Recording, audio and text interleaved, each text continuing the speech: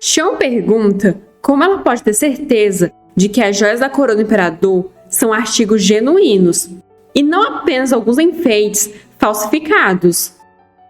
Incrédulo, Bolinho diz que pode garantir que os enfeites dele funcionam muito bem. Xion provoca, dizendo que não é isso que ela escuta ao redor do palácio. Dizem que as joias da coroa são todas brilhantes, mas sem substanciamento, se é que ele entende. Irritado, Bolinho pergunta quem ousa criticar suas joias reais. Xion diz que é óbvio que ninguém ousa dizer isso diretamente, mas todos questionam se o imperador pretende produzir um herdeiro. Daí as especulações sobre as joias da coroa. Xion pensa que sua irmã está certa. No momento em que ela tiver um filho, será elevada a princesa consorte também. Mas então, o que será da vingança dela? Ultimamente, é só para isso que ela tem se vestido. Mas agora ela tem que superar isso? Xion deita na cama e suspira. Uma promoção é muito boa, mas não há nada melhor do que a vingança. Desconfiado, Bolinho pergunta qual o motivo para ela suspirar e que tipo de ideia extravagante ela está planejando dessa vez. Xion garante a ele que não há outra coisa ali além de ovos mexidos. Bolinho corrige, dizendo que ovos, na verdade. Às vezes, ele não sabe se ela tem um cérebro ou apenas uma membrana. No entanto, uma coisa que ele sabe é que ela vai se arrepender por fazer ele pisar em ovos assim. Xion pergunta o que ele quer dizer com isso, ao que Bolinho responde que ela vai descobrir ao amanhecer. De manhã, Xion está chegando a algum lugar, mas me digam se ela não está a cara de uma princesa da Disney. Lá ela encontra o Bolinho esperando dentro de um jacuzzi. Com uma cara de puro desgosto, Xion se pergunta se era isso que o Bolinho queria lhe mostrar. Uma fonte termal exuberante que ele pode usar só para si. Ela então diz que é uma maravilha para ele, mas nem todos têm o luxo de ser um ovo de águas termais. Só que Bolinho se levantou, a deixando incrivelmente surpresa pela indecência pública imperial. Mas logo em seguida, ela já está impressionada. Não é de admirar que dizem que pesada é a cabeça que usa a coroa com joias como essa. Então os rumores sobre a masculinidade do Bolinho foram muito exagerados, pois não só as joias da coroa parecem perfeitamente funcionais, como ele também não é um eunuco.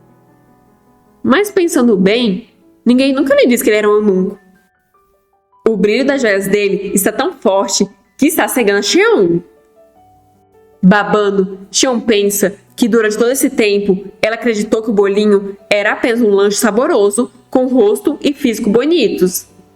Mas ele está escondendo uma refeição inteira lá embaixo. Rapidamente, Xion tira o capuz e pula na água, nadando a toda velocidade e com brilho nos olhos em direção ao Bolinho. Bolinho se sente envergonhado e invadido, cobrindo seu corpo com as mãos e gritando desesperadamente. Xion se levanta ao chegar nele, o assustando ainda mais. Toda fofinha, Xion diz que é tão majestoso quanto ela imaginava. Cobrindo as partes, Bolinho diz estar lisonjeado, mas ele está se sentindo desconfortável com ela olhando diretamente para o apêndice real.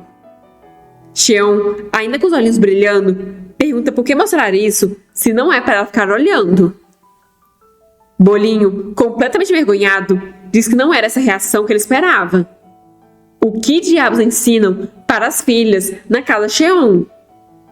Mas tadinho do Bolinho, está sendo comido com os olhos. Bastou um vislumbre do amigo não tão pequeno do Bolinho para, de repente, a vingança parecer menos uma prioridade. Ela sabe exatamente onde encontrar o Jung agora e se tornou amiga da prima dele. Então ela não acha que estragaria muito seus planos ficar com o Bolinho. A água escorre sedutoramente pelo corpo do Bolinho e Xion fica corada ao ver as clavículas perfeitas dele. Logo em seguida, Xion encurtou a distância entre eles. sua mão no peitoral dele e seus lábios no pescoço dele, o enchendo de beijinhos. O último resquício de modéstia acaba de ser rasgado. Com o rosto corado, Sean diz que ele é muito lindo, fazendo o bolinho corar também. As mãos dela correm pelo abdômen dele, descendo suavemente. Mas antes que chegue ao seu destino, Bolinho segura.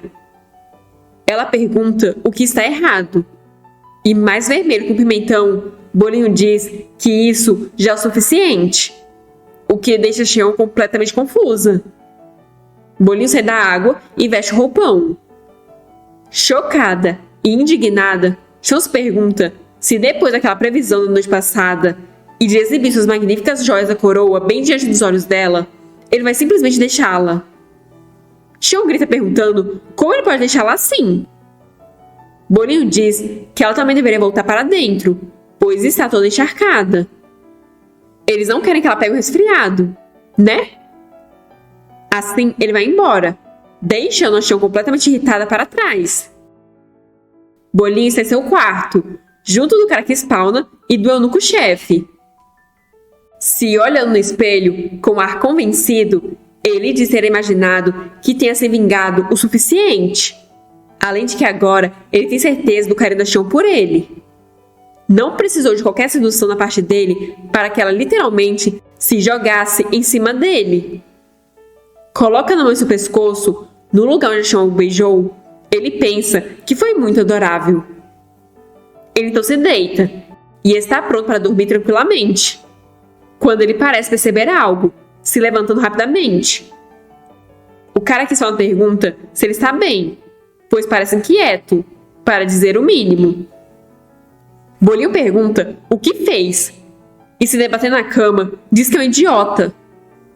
O cara que espalha sussurra para o eunuco que o imperador não parece bem e questiona se deve convocar um médico real.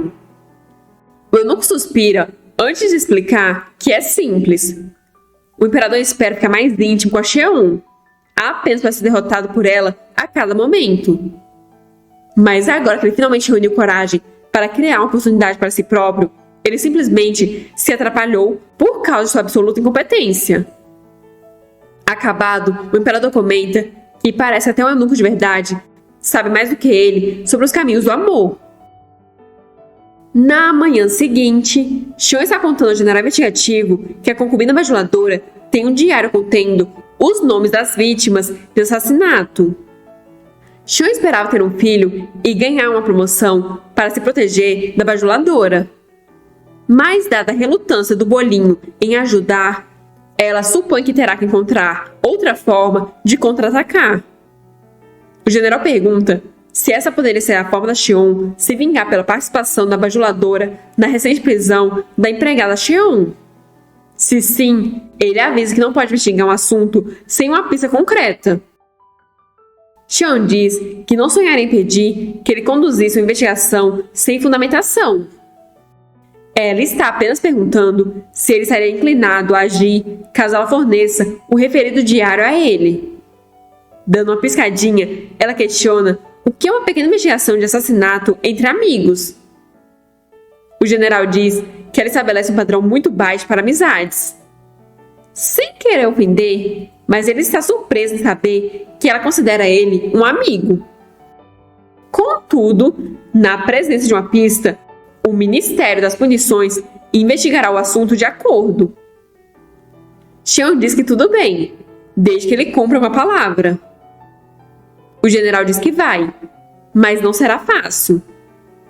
Supondo que a bajuladora tenha posto o artigo ofensivo, ela provavelmente já escondeu isso muito meticulosamente agora. Xion pede que ele não se preocupe, pois ela tem um talento nato para tirar a verdade das pessoas. Na verdade, Xion imagina que a bajuladora já tenha mordido a isca. O general pergunta que isca seria essa? Uma carta de saber precisamente o que ela está escondendo. A bajuladora está lendo essa carta e sua empregada pergunta o que elas devem fazer e se a bajuladora gostaria que ela encontrasse outro esconderijo. A concubina nega, dizendo que irá procurar uma audiência com o imperador. Ela acha que ele merece ouvir sobre esse ato hediondo. Afinal, o item em questão pertence ao imperador. Xion acabou de acordar e é recebida por sua empregada, que lhe mostra o par de roupas de noite com estampas de nuvens a Xion e do imperador. Entusiasmada, ela pergunta o que a Xion achou. Mas acha que a expressão da Xion já disse tudo. A empregada questiona se a Xion não gostou. E Xion responde que as roupas estão ótimas, mas é uma pena que o mesmo não pode ser dito do homem que as usará. Durante todo esse tempo, Xion estava convencida de que ela era a única que recusava as investidas do imperador para ter um filho. Mas agora, ela não tem ideia alguma de quem estava rejeitando quem. Vendo sua senhora arder de raiva, a empregada tenta mudar de assunto, dizendo que mesmo assim, ela tem certeza que a Xion gostaria de bordar ela mesma o pijama, e pergunta se ela já decidiu o design. Xion diz que já que ele foge dela como um pato assustado toda vez que a vê, ela vai deixar o menino pato desfilar por aí com o bicho espiritual dele estampado no pijama. Nada mais justo do que usar um símbolo à altura. Ridículo, infantil e ótimo em dar no pé. Nervosa, a empregada sugere um belo par de patos mandarins, pois eles são símbolos de um casamento feliz. Xion está tentando botar o pijama, mas ela está nervosa e tremendo muito. O eunuco então a chama e informa que foi como ela disse. Colocar um bilhete ameaçador por baixo da porta da bajuladora toda noite está começando a fazer efeito. Ele ouviu a bajuladora pedir para uma de suas empregadas esconder um diário em um depósito na extremidade leste do palácio. Xion sorri, pois finalmente a concubina está quase sujeita à pressão. À noite, a empregada bajuladora está saindo toda desconfiada, com um pacote em suas mãos. Atrás dela, um vulto corta os céus. Obviamente que o vulto é a Xion, mas está sendo um pouco desgastante usar artes marciais novamente depois de tomar o remédio para aumentar o Ki. Xion se pergunta se o diário está escondido dentro daquele pacote. A empregada entra dentro do armazém e quando sai, o pacote não está mais em suas mãos. Tudo que a Xion tem que fazer é entregar o diário para o general investigativo e a bajuladora estará ferrada. Xion vai garantir que a bajuladora nunca mais machuque ela ou qualquer pessoa que ela tenha preso novamente. Ela então salta do telhado e logo está procurando o armazém. Depois de um tempo, ela enfim acha, e quando abre, encontra um papel. Xion fica surpresa, pois ela estava procurando um diário incriminador, não uma carta de amor solidária. Ela abre a carta e percebe que aquela é uma carta endereçada ao ex-imperador, o pai do Bolinho. De repente, a porta é aberta e Bolinho e a bajuladora aparecem ali, pegando Xion em flagra. Xion e Bolinho ficam surpresos em verem o outro ali. Chocada, a bajuladora questiona se então a Xion é o canalha que estava tentando roubar a carta para o antigo imperador. Mas, na verdade, ela está escondendo um sorrisinho. Xion percebe que caiu em uma armadilha e, desesperada, diz que pode explicar. Não era a carta que ela... Mas antes que ela consiga terminar de falar, o imperador diz que é o suficiente, com uma voz fria e cortante. Ele se aproxima da Xion e manda ela responder com sinceridade. Ele está falando com a concubina Xion ou com a arquivilã Xion? Xion hesita, e isso já disse a ele tudo o que precisava saber. Rapidamente, ele arranca a carta das mãos dela e sai, dizendo que palavras não podem descrever sua decepção. Confusa, Xion se pergunta qual o problema daquela carta final. No passado, Bolinho leu a carta e perguntou ao seu pai o que era aquilo. Seu pai respondeu que parecia que vários de seus vassalos estão questionando a adequação do Bolinho ao título de príncipe herdeiro. A maior dúvida deles é sobre a força mental do Bolinho, especialmente depois do falecimento da irmã. Até mesmo o imperador podia ver que o Bolinho ainda não recuperou a compostura. A petição nas mãos do Bolinho implora para o imperador indicar um candidato mais adequado como príncipe herdeiro, ou pelo menos planejar para a eventualidade de que o Bolinho precise ser deposto. Bolinho perguntou como eles ousaram dizer tal absurdo e se seu pai perdeu a fé nele como seu filho e herdeiro. Seu pai disse que, como imperador, Bolinho iria enfrentar muitas ameaças, tanto visíveis como invisíveis. E essas provações terão uma forma incrível de testá-lo quando ele estiver mais fraco. Bolinho deve aprender a distinguir entre aqueles que explorariam o sofrimento dele para seu próprio ganho e aqueles que o protegeriam de tais ameaças com sua própria vida, se necessário. Ele não deve esperar que seu pai seja seu protetor pelo resto de sua vida. Chegará um tempo em que Bolinho terá que se defender sozinho no trono de ouro. O imperador então mandou ele pegar a carta, pois era seu presente para ele, como o pai dele. Caberá ao Bolinho descobrir quais vassalos traidores escreveram essa petição contra seu coração. A empregada bajuladora está informando que os rumores de que a carta do ex-imperador já foi encontrada já estão circulando dentro do palácio interno e pergunta se a bajuladora tem certeza de que isso não vai voltar contra elas. A bajuladora diz que é claro que não, pois foi o próprio imperador quem confiou a carta aos cuidados dela. Ele pretende usar aquela carta para atrair secretamente quem a deseja e identificar seus inimigos dentro do palácio interno. Antes, a bajuladora foi falar para o imperador que ela estava recebendo notas anônimas ameaçando sua segurança e ela estava temendo por sua vida. Ela explicou que aquelas notas afirmam saber tudo sobre um certo item que ela supostamente está escondendo em seu quarto.